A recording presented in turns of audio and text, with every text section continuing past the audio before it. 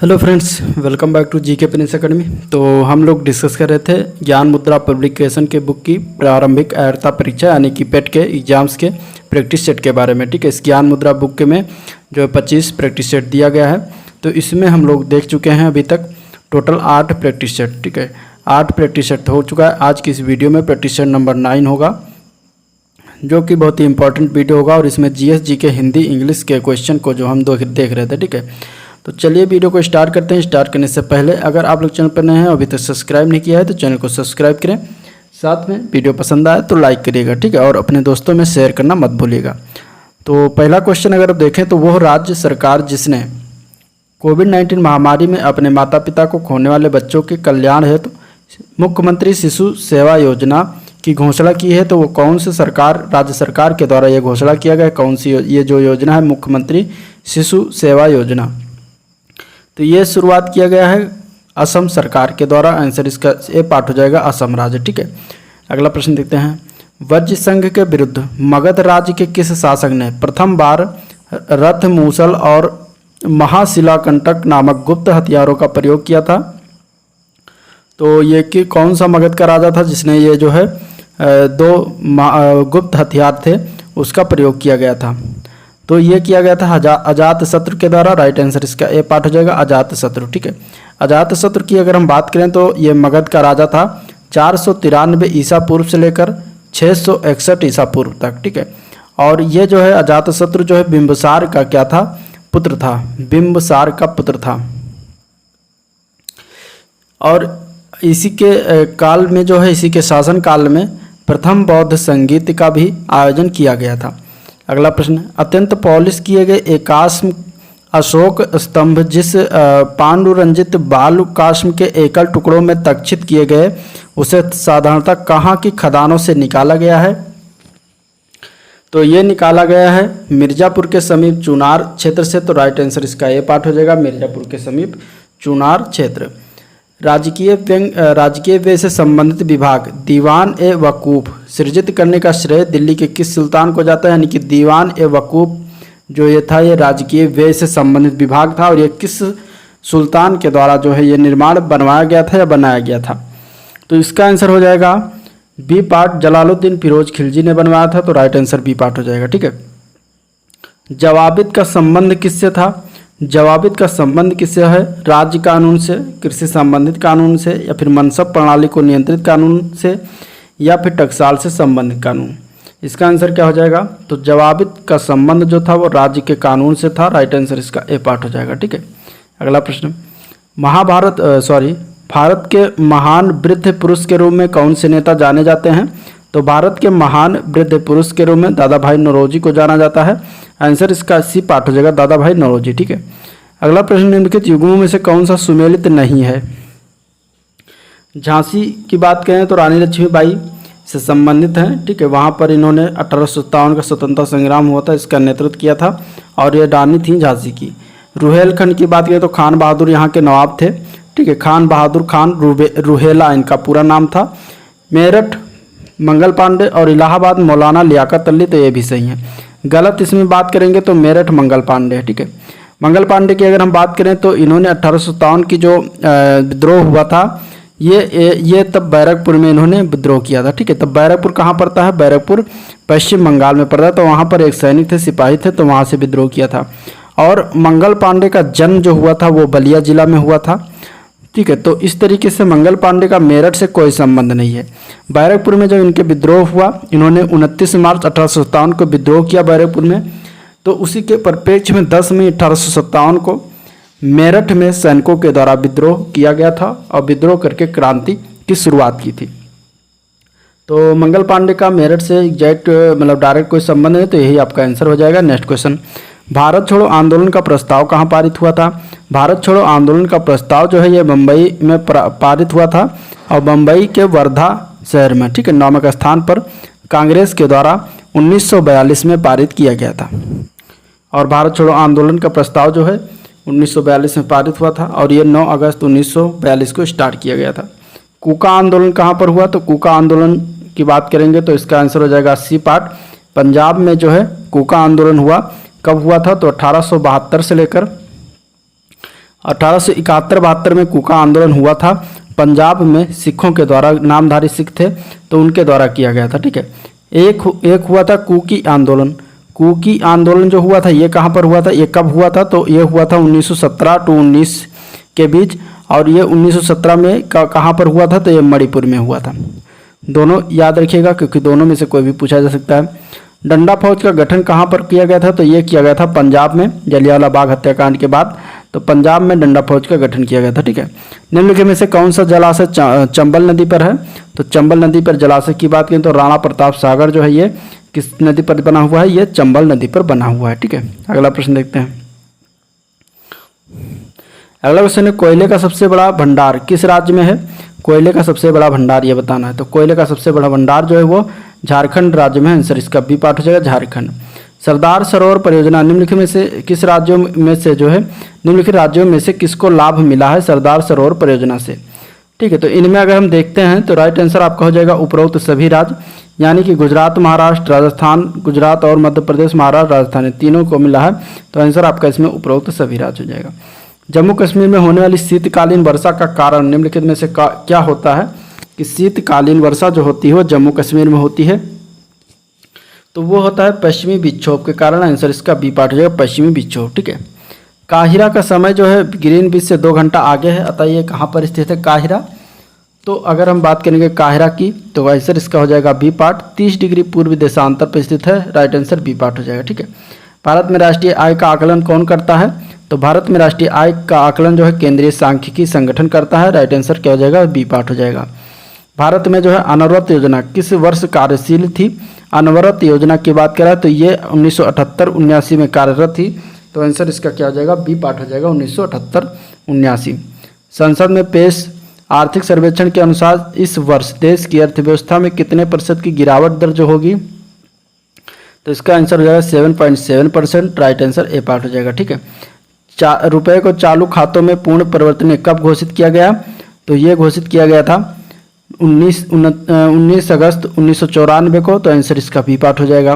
वस्तु एवं सेवा कर यानी कि जीएसटी निम्नांकित में से कौन सा इसमें से शामिल नहीं किया गया जीएसटी में, तो इसमें से अगर देखा जाएगा तो सीमा शुल्क जो है जीएसटी में शामिल नहीं है, बाकी उत्पादन शुल्क, मूल्यवर्धित कर और सेवा कर ये तीनों क्या हैं जीएसटी में शामिल है। ठीक है, भारतीय संविधान में कितनी सूचियां हैं, तो भारतीय संविधान में सूचियों की बात करेंगे तो टोटल 3 है। ठीक है, राज्य सूची, केंद्र सूची और समवर्ती सूची।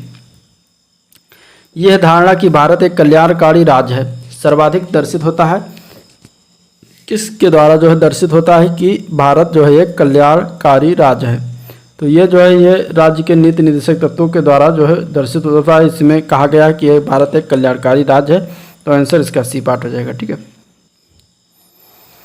भारतीय संविधान के भाग 3 में कुल कितने अनुच्छेदों में मूल अधिकारों का वर्णन है, तो इसका आंसर हो जाएगा डी पार्ट 24। टोटल 24 मूल अधिकारों का वर्णन है।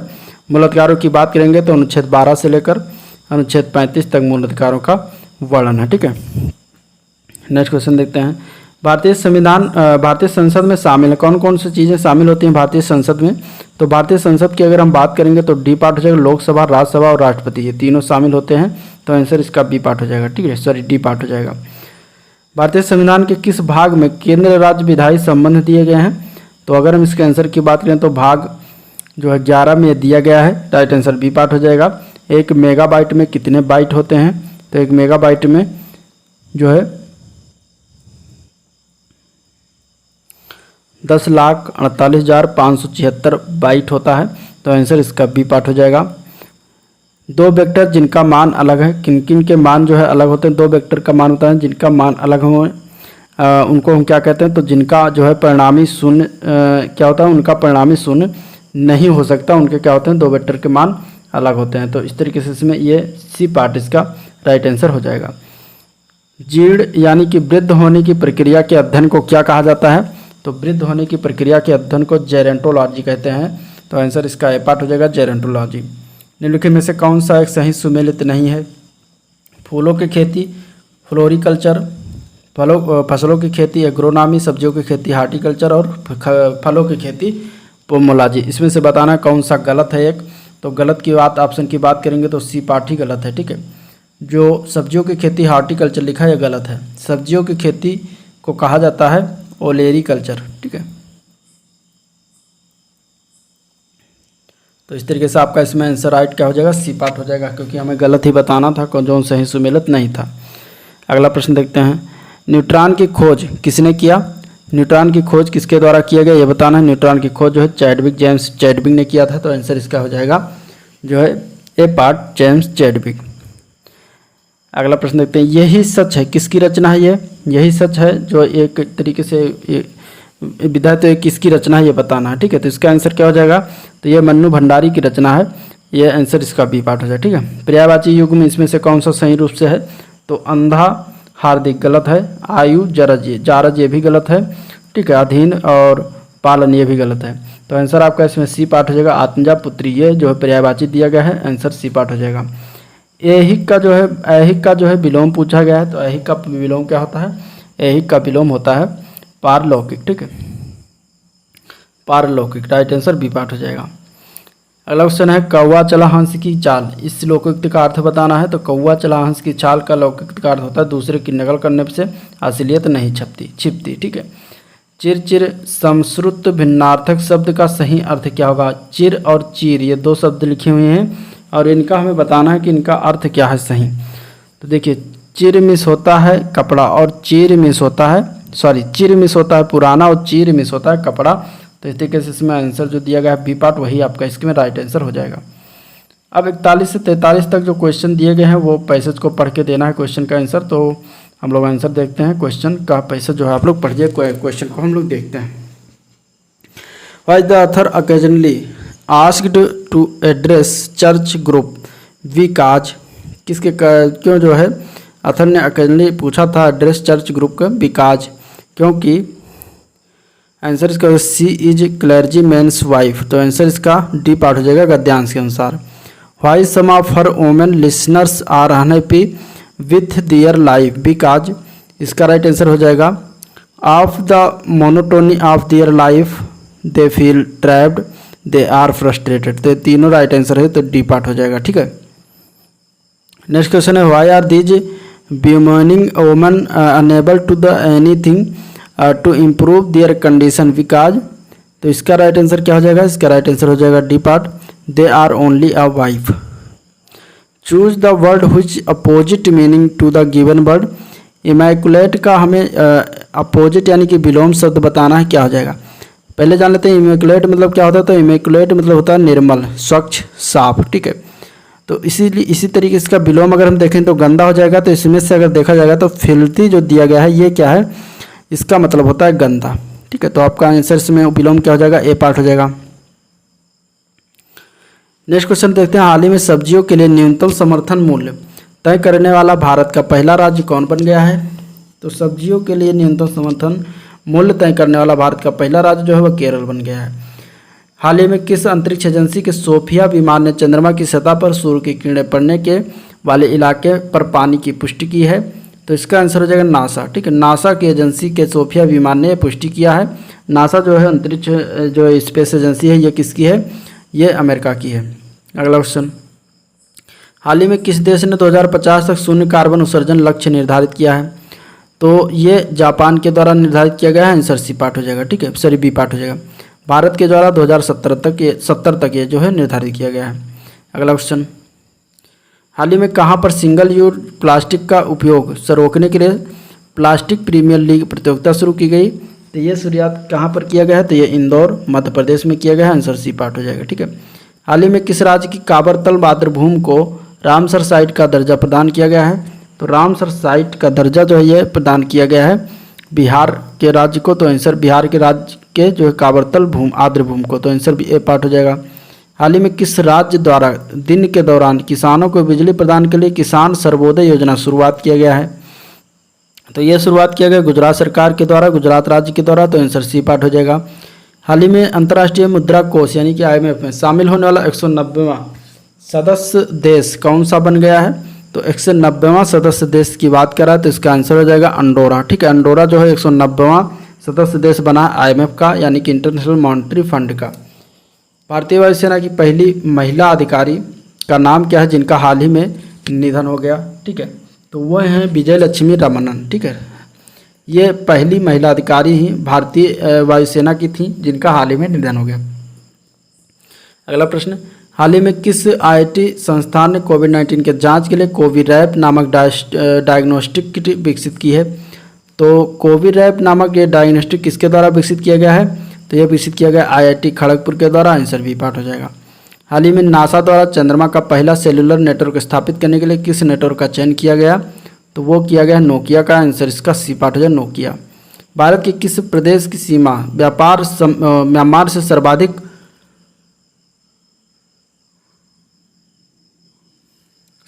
स्पर्श करती है? क्या होगा इसका आंसर? तो इसका आंसर हो जाएगा म्यांमार से सर्वाधिक स्पर्श करने वाली जो प्रदेश है वो है नागालैंड। आंसर सी पार्ट हो जाएगा। ठीक है। किसी राज्य से कोई क्षेत्र पृथक कर या दो या अधिक राज्यों को मिलाकर या किसी राज्य क्षेत्र को किसी राज्य के साथ मिलाकर नए राज्य का निर्माण कौन कर सकता है? तो ये शक्ति प्राप्त है संसद को। आंसर इसका बी पार्ट हो जाएगा। ठीक है। राज्यसभा के सभापति का चुनाव कौन करता है? तो राज्यसभा के सभापति का चुनाव लोकसभा और राज्यसभा के सभी सदस्य करते हैं। आंसर बी पार्ट हो जाएगा। राष्ट्रीय मतदाता दिवस कब मनाया जाता है? राष्ट्रीय मतदाता दिवस। ठीक है। आंसर की बात करेंगे तो राष्ट्रीय मतदाता दिवस 25 जनवरी को मनाते हैं। आंसर बी पार्ट हो जाएगा। निम्नलिखित में से किसने सुझाया था कि पृथ्वी का धुरी पर अवस्था का बदलना जलवायु परिवर्तन के लिए एक कारक है? तो ये सुझाया गया था मिलुटिन मिलानकोविच के द्वारा। आंसर बी पार्ट हो जाएगा। ठीक है। भारत की जलवायु परिवर्तन पर प्रथम राष्ट्रीय क्रिया योजना प्रकाशित हुआ, कब प्रकाशित किया गया था? तो ये 2008 में प्रकाशित हुआ था। आंसर ए पार्ट हो जाएगा। राष्ट्रमंडल का मुख्यालय कहाँ पर है? तो राष्ट्रमंडल का मुख्यालय जो है ये लंदन में है। आंसर क्या हो जाएगा? ए पार्ट हो जाएगा। ठीक है। कथकली के मुख्य प्रेरणा केंद्र कौन है? तो कथकली के मुख्य प्रेरणा स्रोत जो है वो है महाकवि वल्लतोल। ठीक है। कथकली किस राज्य का शास्त्रीय नृत्य है? तो ये है केरल का। ठीक है। केरल का शास्त्रीय नृत्य क्या है? कथकली। और जो कत्थक है ये कत्थक कहाँ का है? ये यूपी का जो है शास्त्रीय नृत्य होता है, यूपी का। राष्ट्रमंडल खेल 2022 का शुभंकर क्या है?